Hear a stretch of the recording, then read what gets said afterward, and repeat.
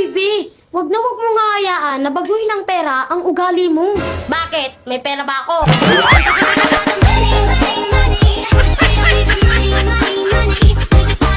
Tatagalugin ko, i-Englishin mo. No craggling. Simulan natin. Let's start this. Wala pa? Not yet. Teka, wait. Tumigil ka. Shut up. Napansin ko lang na habang tumatanda ako, lalo ako nagkakaedad.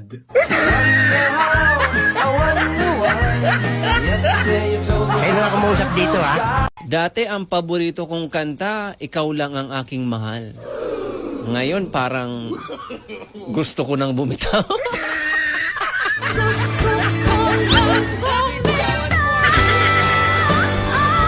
Pag sinabi kong bahala ka dyan, ibig sabihin nun, lambingin mo naman ako.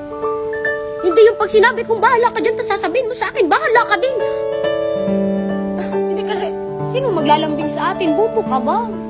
Kung makikita tayo muli, hindi ko na ikukupli na nais matama muli ang iyong pag-ibig kahit saan. Kapag nalaman ko na may babae ka, papapatay talaga kita.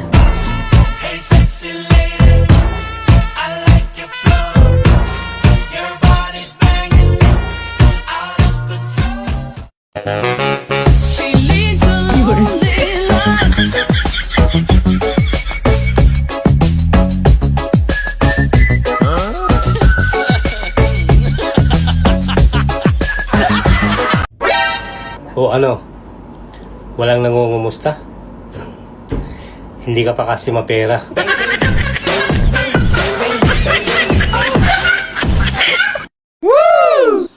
Huwag mo akong titigan. Wow! Kung wala kang planong pusuan.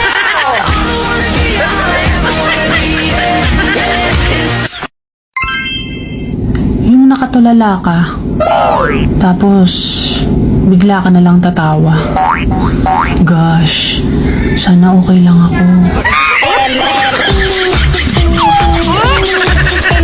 Bakit ganun? Bakit parang ang hirap-hirap maging masaya? Anong pakialam ko sa'yo? Oh no! Problema mo yan. Kadamay mo pa ako.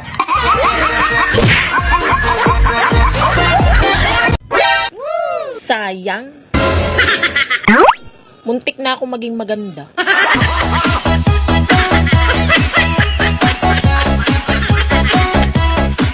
Boy, nakabili na ako ng hearing aid. Grabe, ang lino na ng pandinig ko. Ba, oo nga no. Teka, magkano naman bili mo? Kahapon lang. Pabili po ng Cobra. Ipa-plastic pa ba? Isakon nyo po, baka makawala pa eh.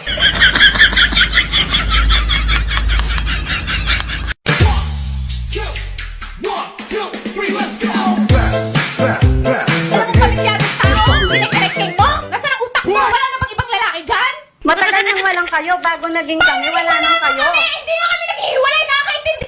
Hi, miss. May nakapagsabi na ba sa'yong maganda ka? Kung wala pa, wala na tayong magagawa doon.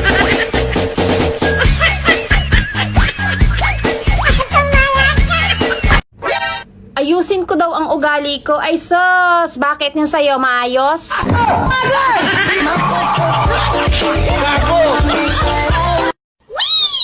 Ano naman kung mahirap ako?